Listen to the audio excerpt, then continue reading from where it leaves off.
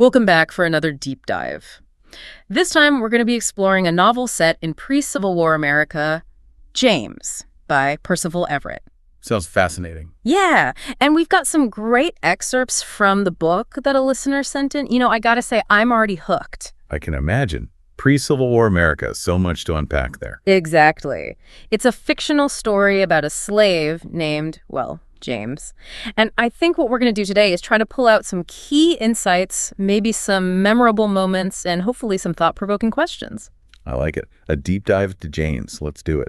So one of the things that really struck me right off the bat was how unique James is. I mean, compared to kind of the typical portrayals of slaves that you might see. In what way? Well, his literacy. He's so fluent, which is not something you always see. Oh, yeah, that's a great point. And it's not just that he can read and write.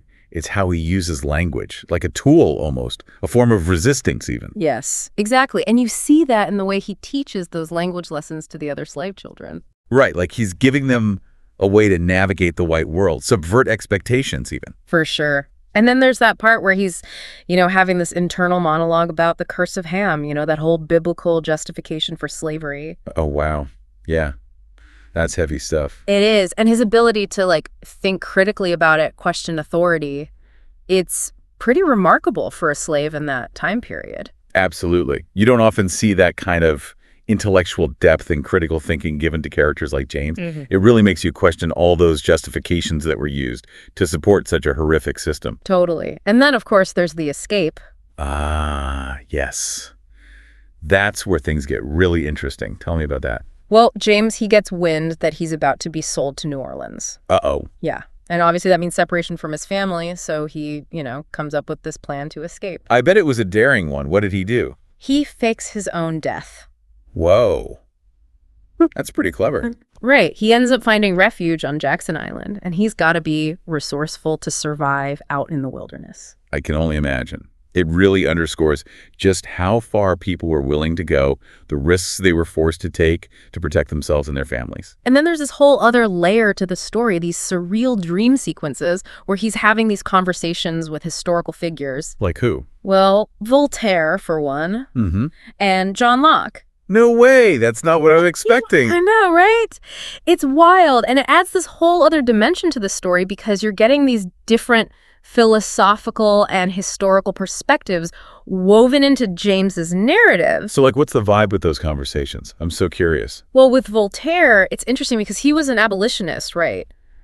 But at the same time, he's still kind of holding on to those ideas of European superiority. Ah, the complexities of history. Right. And then there's Locke, whose work would later be used to, justify slavery.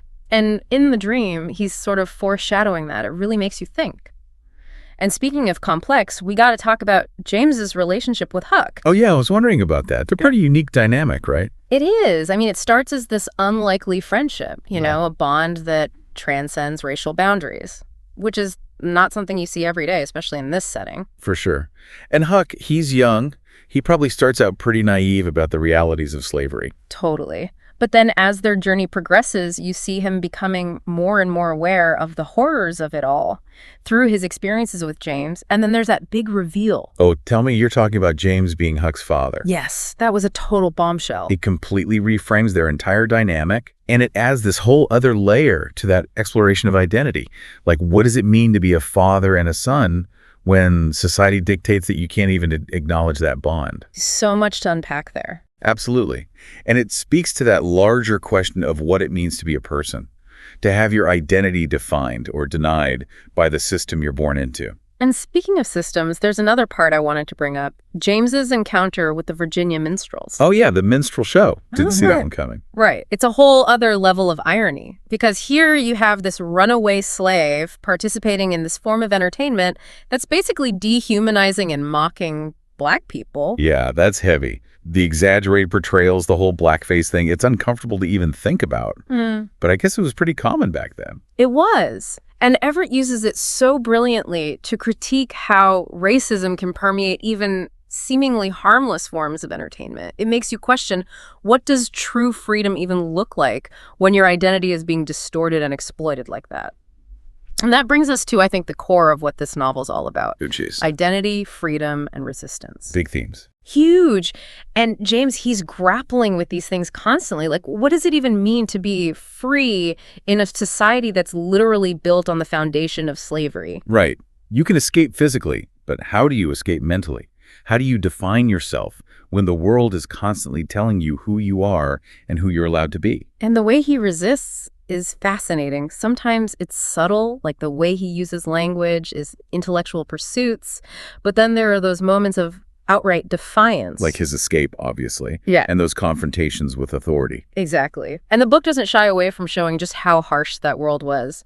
You really see James's awareness of racism growing as he encounters it again and again in every corner of society. It's like he's peeling back the layers of this onion and realizing just how pervasive and insidious racism truly is.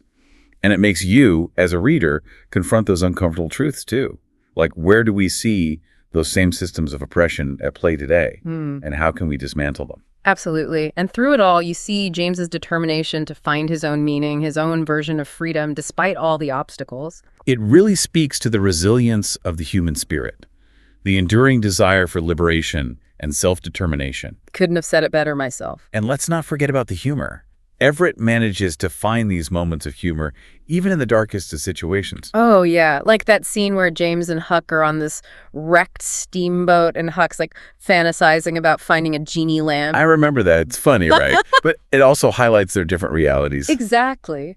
Huck, with his privilege, he can afford to dream of these magical solutions, while James is dealing with the very real and very dangerous consequences of being a runaway slave. It's such a stark contrast. And it's not just slapstick humor either.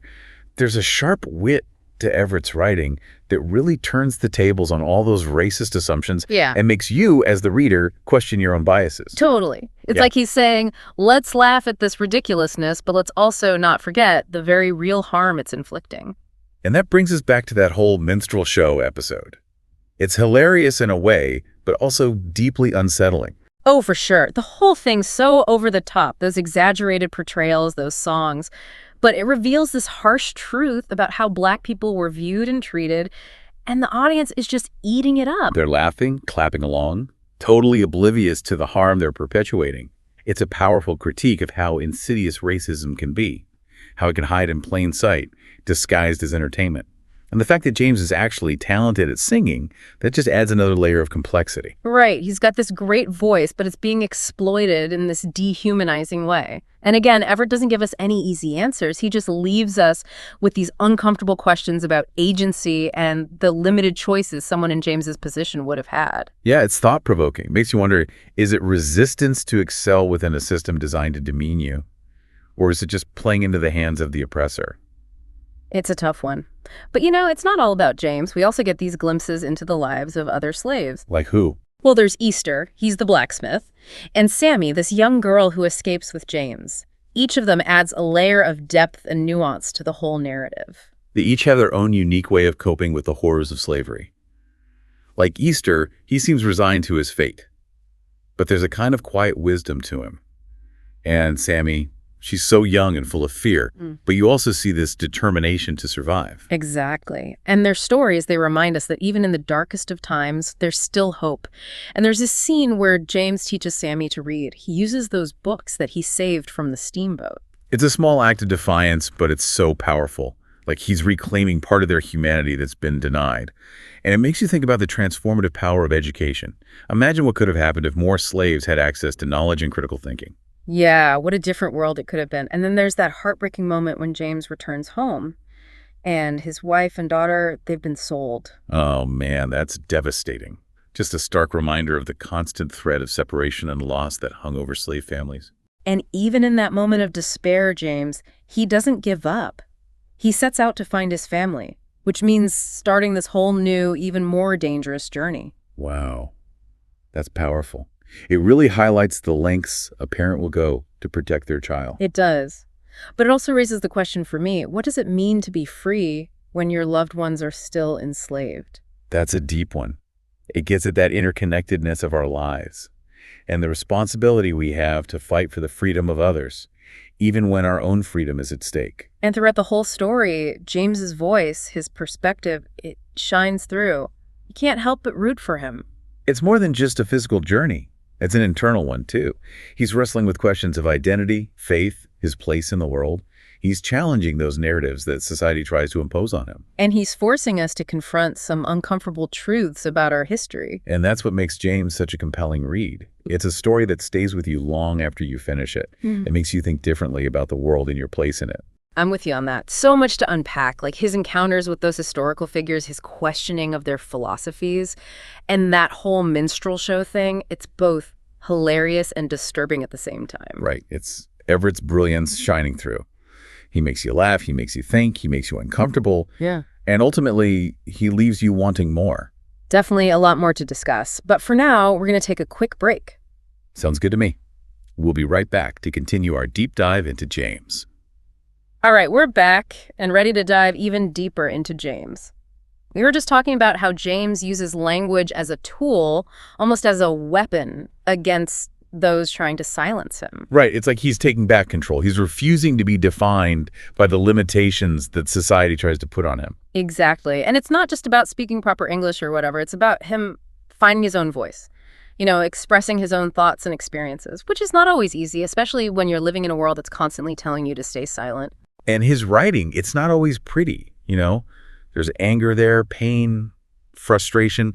But that rawness, that's what makes it so powerful. It's real, it's authentic. And I think that's what makes it resonate with readers, even today. It's like he's reaching across time and saying, hey, this is what it was like, this is what I went through, and it makes you want to listen. Absolutely. Yeah. It challenges us to confront those uncomfortable truths about our own history and the ways that those systems of oppression still operate today. It's like he's saying, look, this is what happens when you silence people. This is what happens when you deny their humanity. And it makes you think, what can I do to make sure that those voices are heard? How can I be an ally? How can I help dismantle those systems? And it's not just about big systemic change either. It's about those everyday acts of resistance, like speaking up when you see injustice happening, educating yourself about the experiences of others, using your own platform, however small it may be, to amplify those voices that are often marginalized. So we see James reclaiming his voice through language, through writing. But he's also resisting in other ways. I mean, he's a runaway slave. He's constantly facing danger. He's got to be resourceful. He's got to make tough choices. Right. He's not just surviving, he's fighting back. Right. And he's not doing it alone. He's got those connections, those relationships with other people who are also struggling, who are also fighting for their freedom. Think about Huck, about Sammy, about all the other characters who cross his path. They're all part of his journey. They're all part of that collective struggle for liberation. It's like that African proverb, if you want to go fast, go alone. If you want to go far, go together. Exactly. And that's what makes James's story so inspiring. It reminds us that even in the darkest of times, even when faced with overwhelming odds, there's always hope. There's always the possibility of resistance. There's always the power of human connection. It's a story about perseverance, about the strength of the human spirit, about the enduring belief in a better future, even when the present seems bleak. And it makes you wonder, what would James think of the world today? Would he be hopeful, discouraged, angry? I'd love to have that conversation with him. Me too. But even though we can't talk to James directly, we can still learn from his story. We can still be inspired by his resilience. We can still honor his legacy by continuing the fight for justice and equality in our own time. And that's what makes James such a powerful and important book. It's not just a story about the past, it's a story about the present, and it's a story about the future. It's a reminder that the fight for freedom is never truly over, and it's a call to action for each and every one of us. So as we move into the final part of our deep dive, let's keep those ideas in mind. Let's think about how James's story challenges us, how it inspires us, and how it can guide us as we navigate the complexities of our own world. So we've talked about James's journey, his fight for freedom, his relationships. But one thing I keep coming back to is Everett's use of language in this book. Oh yeah, definitely. It's such a key element of the whole story. The way he plays with dialect, the way he incorporates those historical texts and speeches, it's all very deliberate. Yeah, like those early scenes where James is teaching the slave children how to read and write. Those were powerful. It's not just about literacy, right? It's about him giving them this tool to navigate a world that's designed to keep them down. It's like he's saying, here's how you can use language to survive. Here's how you can resist. And he's also challenging those stereotypes about slaves being uneducated. He's showing us their intelligence, their capacity for learning. And later, when James is on the run, we see his relationship with language change even more. Oh, yeah, he starts writing. And his writing is so raw, so honest. It's like he's finally finding his own voice. You can feel the anger, the pain, the frustration in his words, Oh. but also this incredible strength. It's like he's reclaiming the power of language for himself. He's no longer trying to please anyone or fit into anyone's mold. He's just being himself. And that's what makes it so powerful. It's a reminder that our stories matter, our voices matter, and that even in the darkest of times, we can find ways to express ourselves, to connect with others, to resist. James's journey is a testament to the human spirit's ability to overcome adversity. Absolutely. He faces so many challenges, so many setbacks, but he never gives up. He never loses sight of what's important to him. And his determination to find his family, that's what really drives him forward. Even when things seem hopeless, he keeps going. It's a reminder that love is powerful, hope is powerful, and even in the face of immense suffering, we can find the strength to keep fighting for what we believe in. And that's why this book is so relevant today. It's not just a story about slavery. It's a story about the human condition. It's a story about what it means to be free. And it's a story that challenges us to confront those systems of oppression that still exist in our own world. To use our voices to speak out against injustice, to stand up for those who are marginalized, to fight for a more just and equitable world. It's a call to action, a reminder that we all have a role to play in creating a better future. And that's what we hope you take away from this deep dive into James. It's a powerful story, a challenging story, and a story that will stay with you long after you finish reading it. It's definitely one worth sharing and discussing and reflecting on.